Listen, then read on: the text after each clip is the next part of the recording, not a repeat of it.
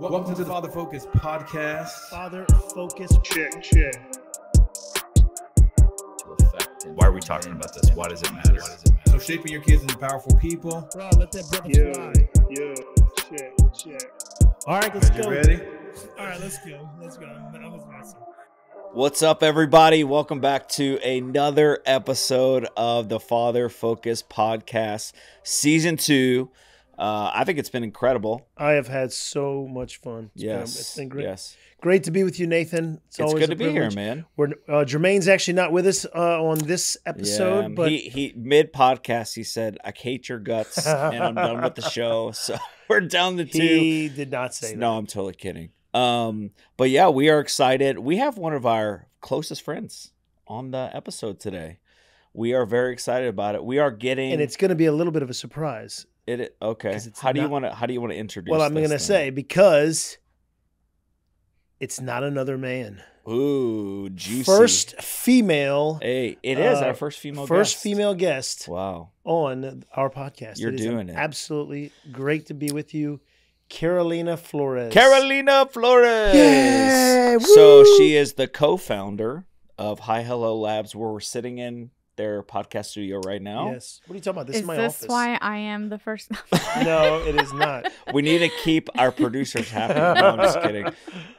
We're kind of sitting in your dream right now, like we're doing it. Yeah. So it's pretty awesome. Yeah. So we kind of thought it'd be fun to get like the female perspective. Yes. This whole season's been on manhood and issues men face. And so there's a lot of thirsty single guys out there that don't know how to talk to women. Thirsty. Need lots of help.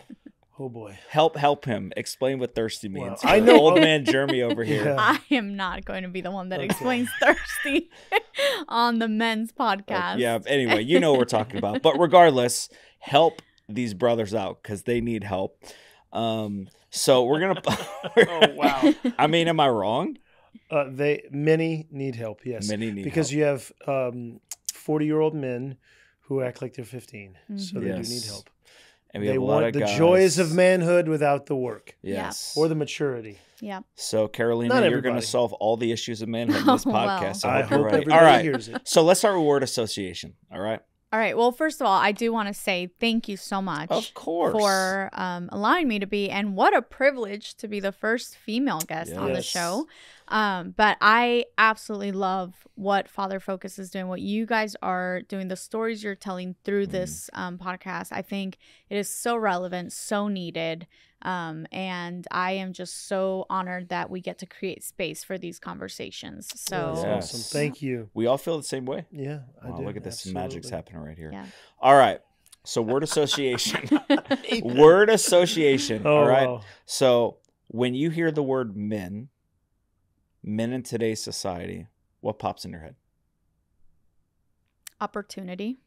Okay.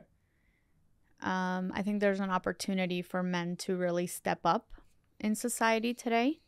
And I think we need to spend less time bashing men for what they're not doing and teaching and training and pushing men into positions that will refine and mold them into who God has called them to be. It's good. Wow. That's encouraging. That's positive.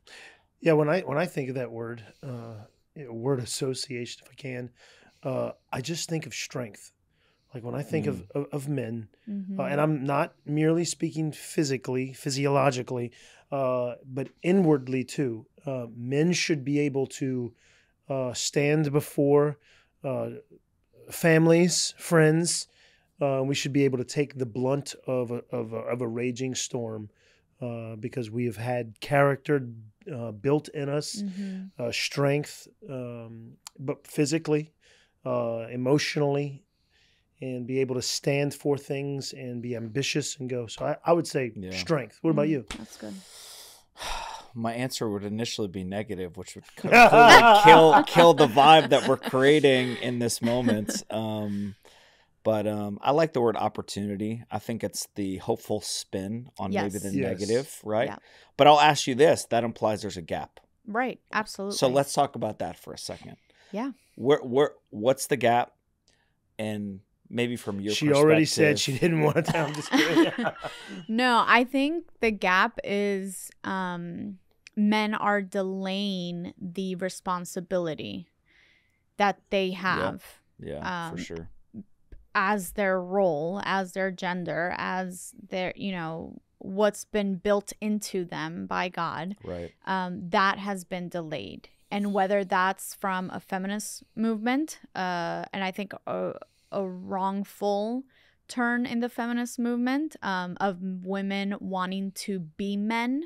Right. And so that has taken the responsibility off of men. Men have become laxed in that, saying, she'll do it. And so that comes from the beginning, from dating to in marriage, not being assertive in decision making. Yeah. And so I think that would be the root, in my opinion, of where that comes from. Just men not taking responsibility or delaying. Feminism specifically as like a big contributor to that is what you're saying. I think it's a big contributor to that. I think the I never get invited to those meetings, so I don't know what's said. Yeah, no, and I think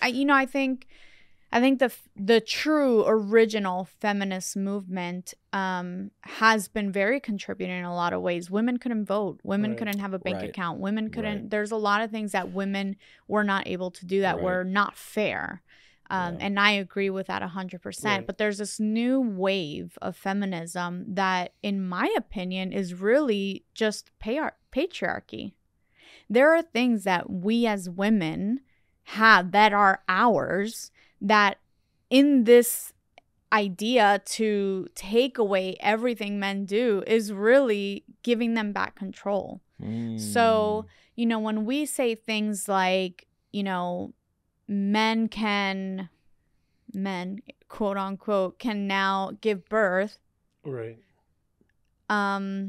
No, they can't. Right. That is a women's thing. And so your patriarchy is showing because you're saying that you can do what we can. Right. You know what I mean? And it goes the other way. Women cannot do things that men can do physically. Right. There are things that we cannot do. And that is actually, we should be okay with that. And it has nothing to do with value.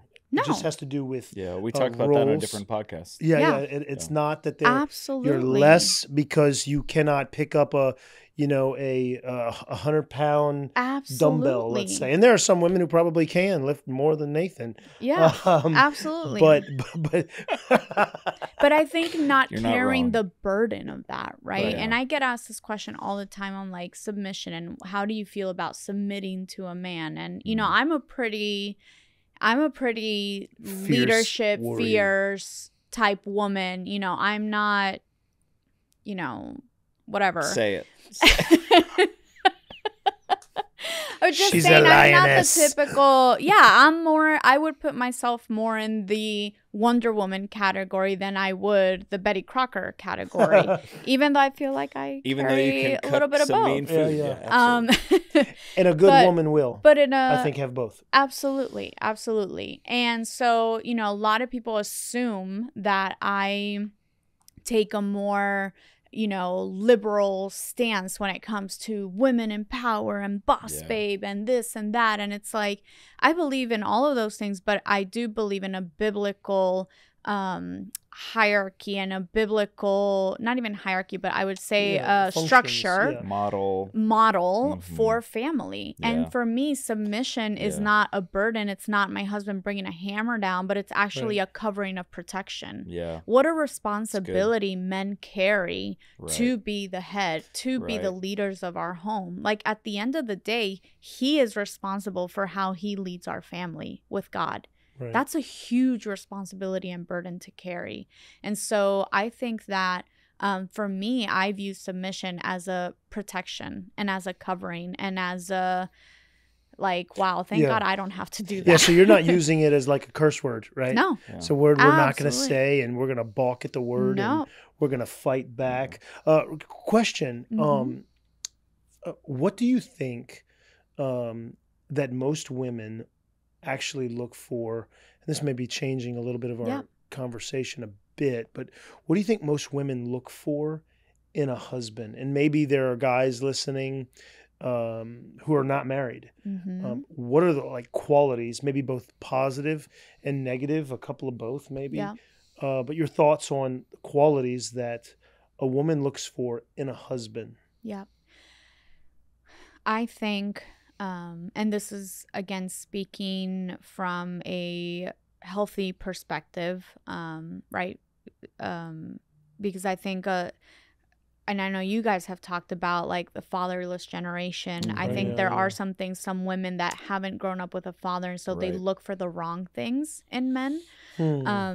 They are looking for validation and things like that that are not necessarily where they should be seeking those things. Those things should be sought in God, and in Christ should be fulfilling those things. Right. But speaking from a healthy sort of perspective, I think most women are looking for leadership. They're looking for assertiveness. They're looking for strong, bold decision-making men. They are looking for men who are protective, but kind. And so it's like that firm but nurturing, you know?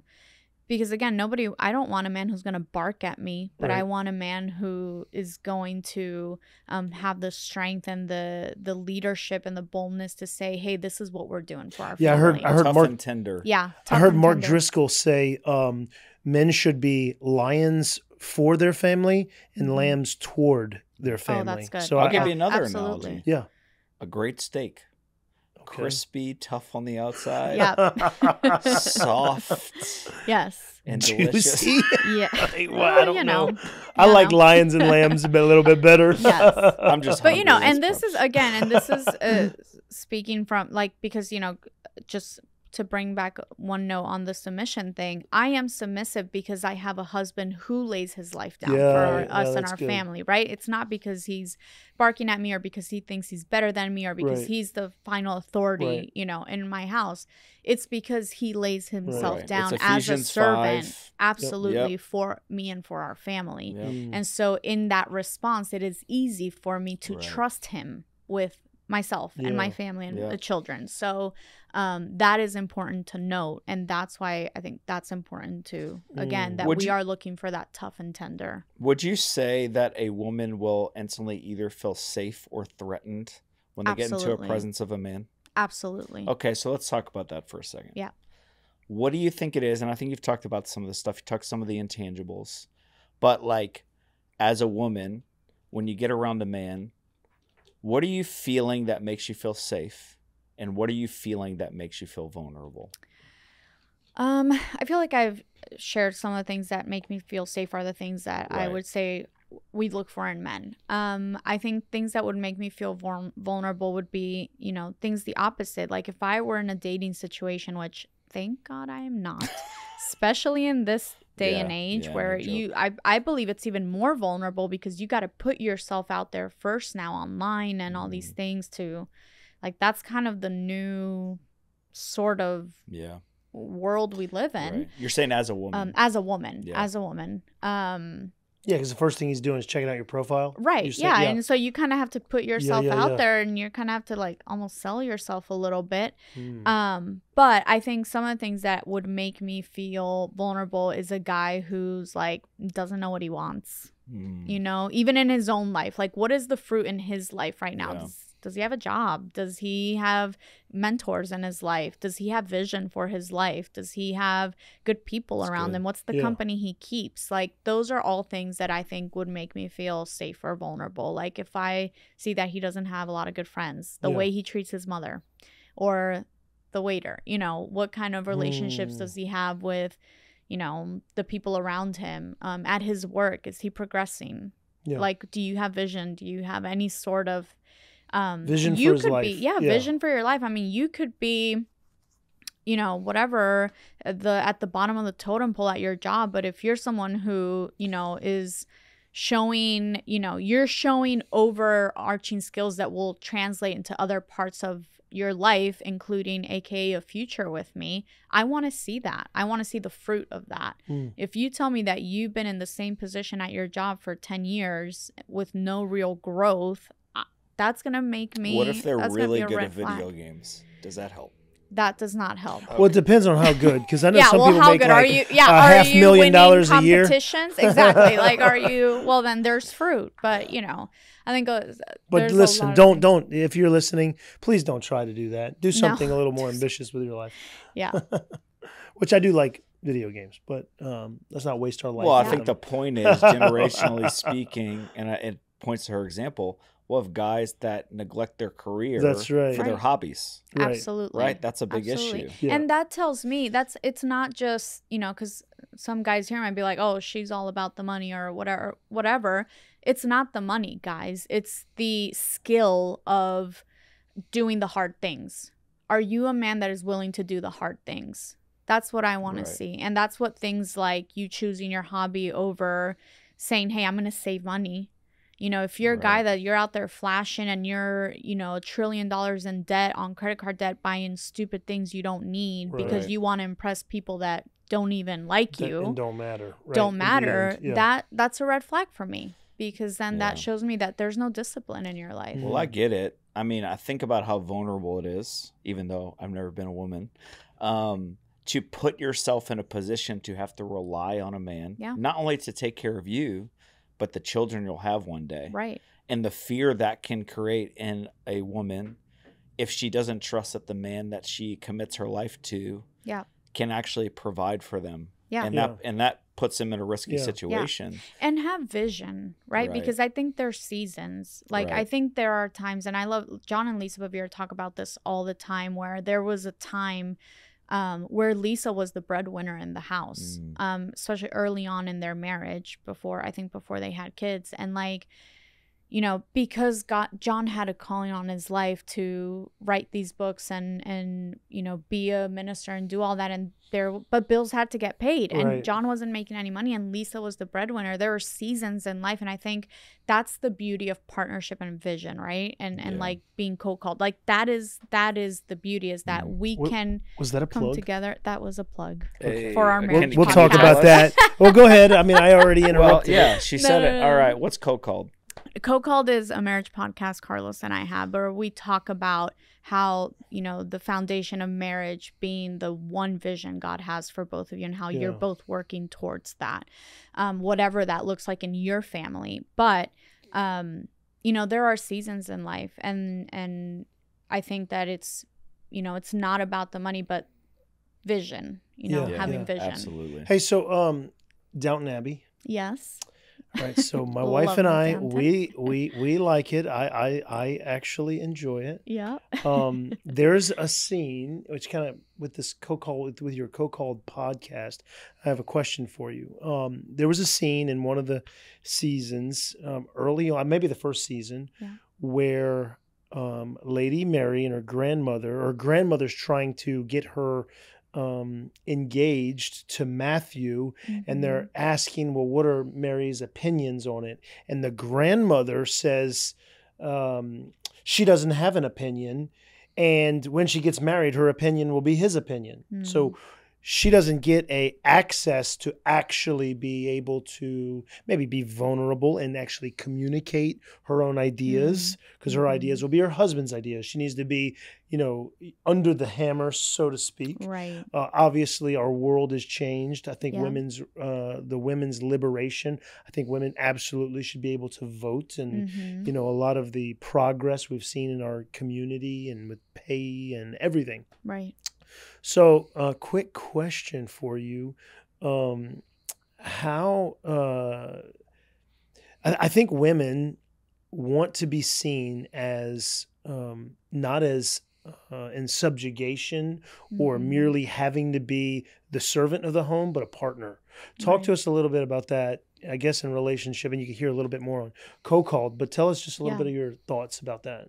Yeah, I think, like you said, first of all, the world has changed so much. I think if we look at the Bible and we look at Jesus' relationship with women, and we look at how he treated the women and the place he gave the women, you know, we see a couple examples of when he spoke to the woman at the well, or when there's a verse where it says that he spoke to the women, he taught the women. That, I think, is our picture of where women stand. So anytime people try to tell me, you know, women don't have a place in the church and women shouldn't be preaching and women shouldn't be this or that, I always look at that, right? If you look at the women that were in the lineage of Jesus, all powerful in their own right women. Powerful maybe not because they were in a position of power, but because of how they carried themselves and the things that they were able to accomplish.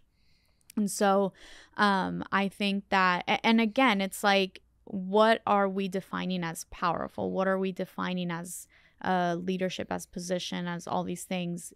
You can look at a worldly view of that, or you can look at a biblical view of that, right? Yeah. And so the kingdom of God is upside down. What we think is big and mighty is not necessarily what God sees as big and mighty. So that is important, I think, context to have.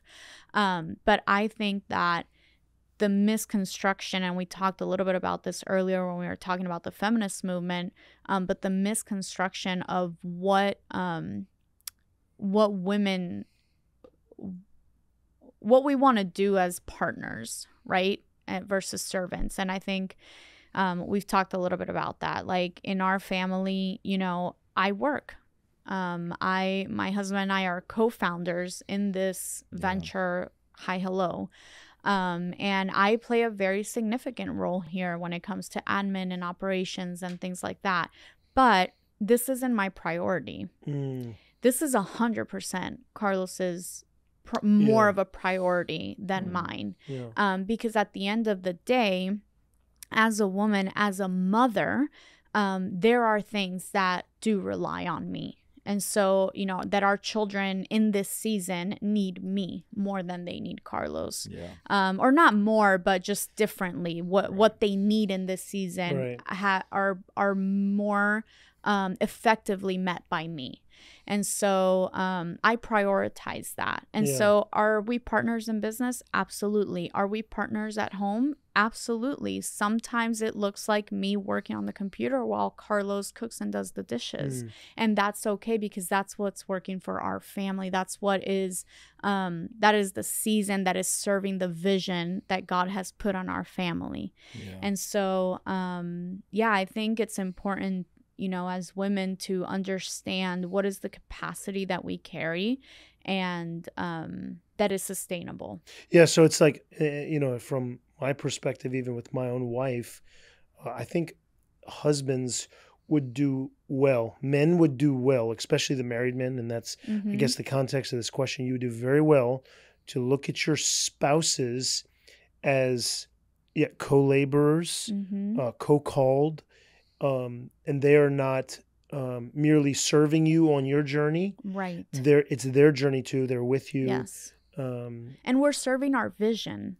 Right? Like it's not shared vision. Like shared vision. Like, and the thing is that what's interesting, I had things that I brought into our marriage, you know, ideas, ambitions, business ideas. I had a nonprofit that weren't necessarily aligned with Carlos. And what was interesting is that when we came together in marriage and we put everything at the feet of Jesus, we were able to quickly pick out, okay, these things no longer serve me as a married woman in this season. That serves me as a single woman and no longer serves me as a married woman. And so I can lay that aside. That's really good, Carolina. Yeah. And so I think rather than clutching it, saying this is mine, Carlos. This is who I am. And take me feminist, or leave me. Right. Yeah. Like no, because now we're one. And the family is better for it. Absolutely. That's actually really good. Yeah, and so you'll notice that if you do that correctly, and not that we're experts, but we've seen that happen in our lives. What's worked for us is that we feel we've done that correctly, and the things that we put our hands to now all serve that's us as awesome, a family. Nathan. And guys should be doing that too. It's not just the ladies who have to give up stuff, right? Like, what do you think about that? You know? Well, absolutely. I just think it's this idea of we're in this together, and if you're miserable but I'm happy, like that's not a recipe for a really good relationship. Watch the kids. I'm going to play golf. Right. I mean, you know, we assume that marriage is rooted in a deep self-serving, a other-serving love where, man, I want their happiness more than I want my own. That's right. So I think that's the foundation of this. But I think my question for you, Caroline, I know we had kind of talked about this off podcast, how passionate you are about the role women play in supporting Yes. their husband, right? Because Yes. that's kind of the other part of this conversation. Right. What do you think? Because I know we have female listeners to our podcast.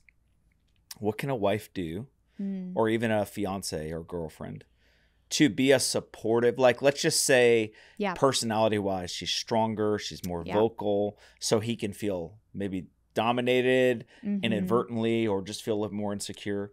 Like, what can a woman do to make her husband feel like you can do anything? I'm behind you. I believe Encourage in you. him. You Yeah, got yeah. this. Like, Yeah. what do you think you do? And then what advice would you give for other women? Yeah, I think if I had to summarize it in one sentence, and the reason this is something the Lord spoke to me because that was me that you were describing. I'm very, if you can't tell yet, I am very dominant, very opinionated, very ambitious, and all the things. The Lord spoke to me and said, you need to pray your husband up and not nag him down. Okay. Say it again. Say it again. Pray him up. Don't nag him down. Yes. And That's I good. think, especially if you have a lot of female listeners, I'm sure a lot of them probably listen to this and go, oh, why can't my husband be more like Nathan? Why can't my husband be more like Jermaine? I'm going to send this to him. So he listens to, you got to listen to this episode right now. And they think that they're just going to catch it.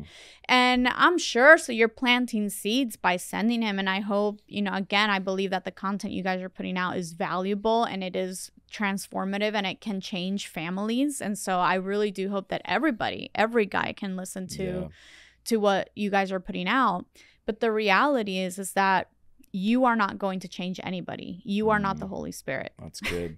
And so you have to take that pressure off of yourself and understand that you don't love your husband more than God does. Yeah. And so Very what are good. some of the things practically that you can do? Ask God to let you see your husband how he sees him. Not how you wish he was, not how you thought he was, but who did God make this man to be? Yep. And there were so many things that God showed me about Carlos before Carlos saw it, which was both at times frustrating because I'm like, if you could only see the potential, if you could only see what I see in you, we would be making moves right now, different moves.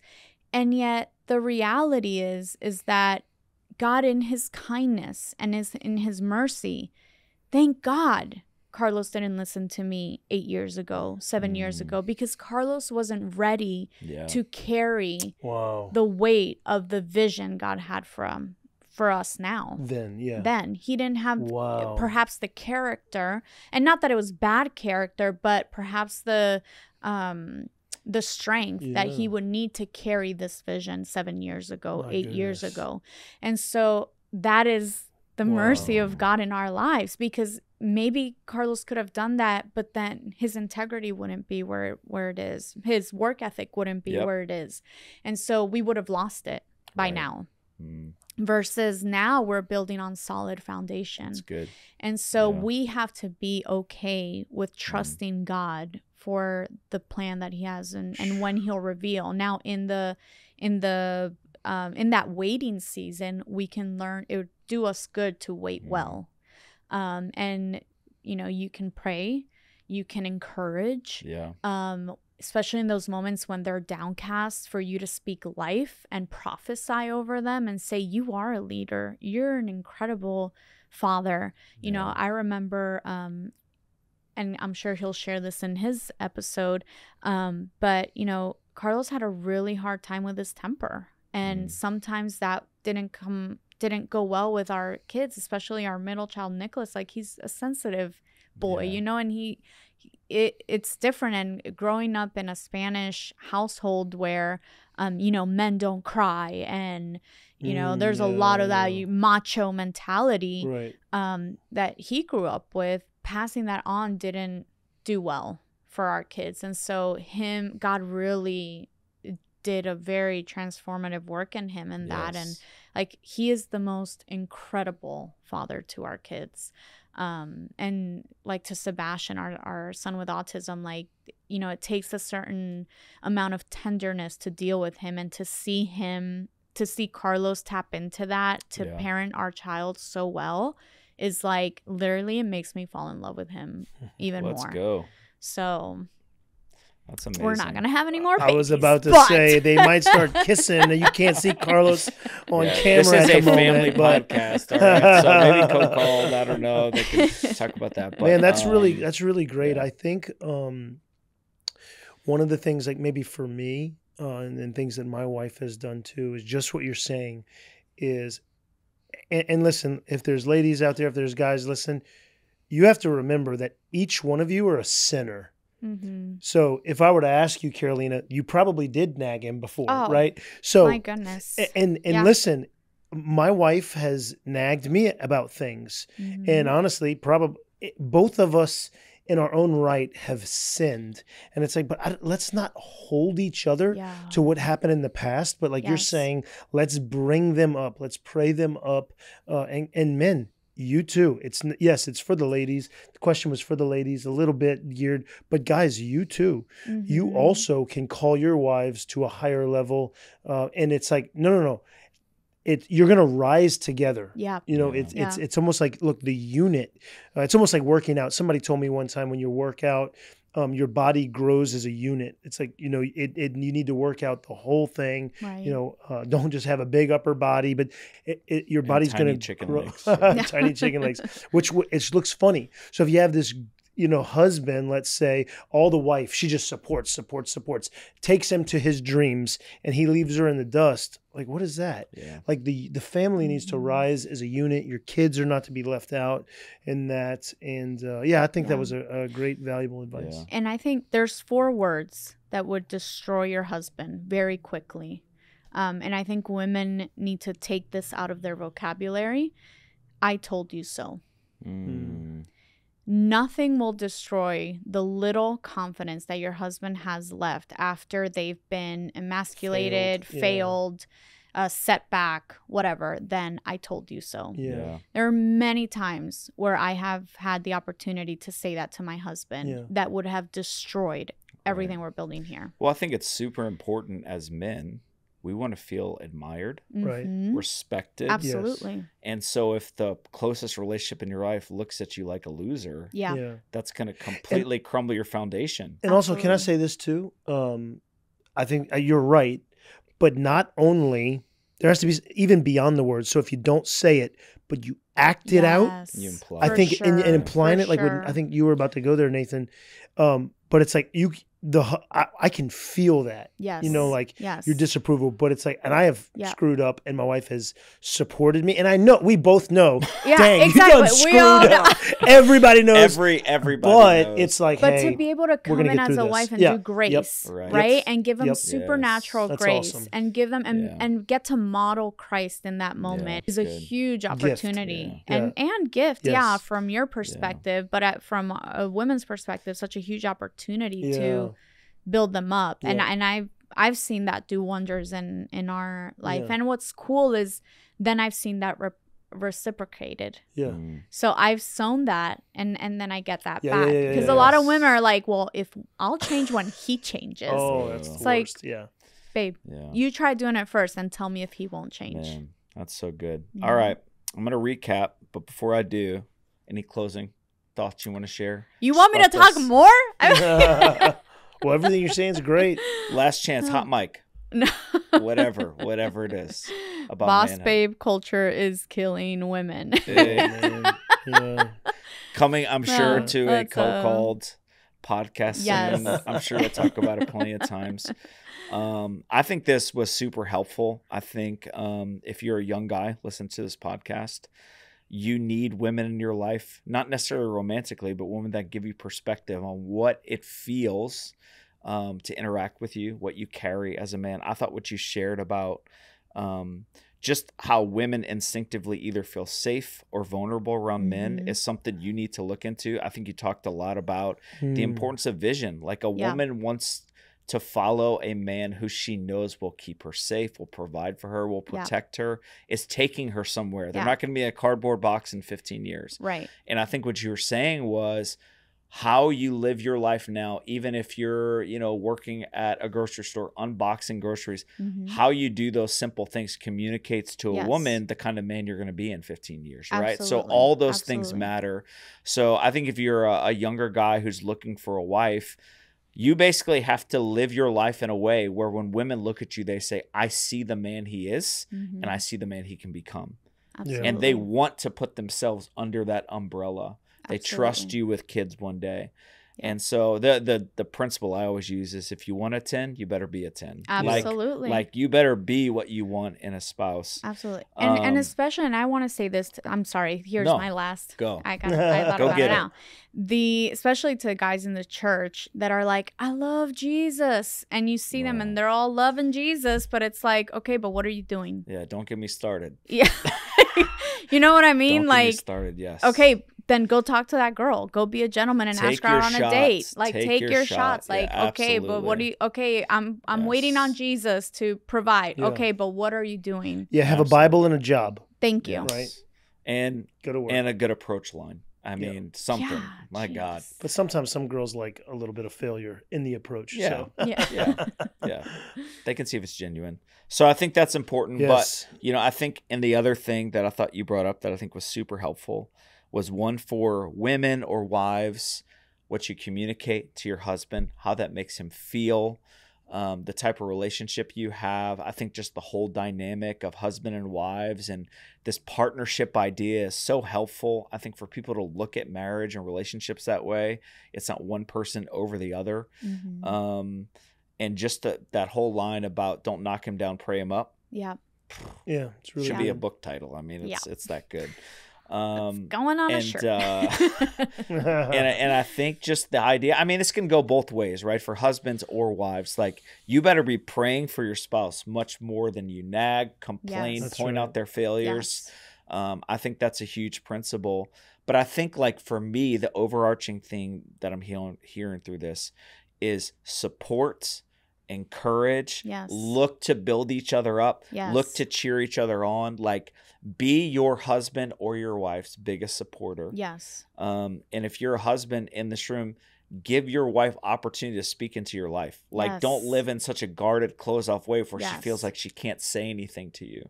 So she was sent to be your helper. That's right. And wouldn't you want a strong leader, helper who's smart and intuitive and capable and what do you want, that helper? Do you want a weak helper that doesn't speak up? Right. I think I would go with the strong helper if I was going into war. We know what we would pick because we married those type of women.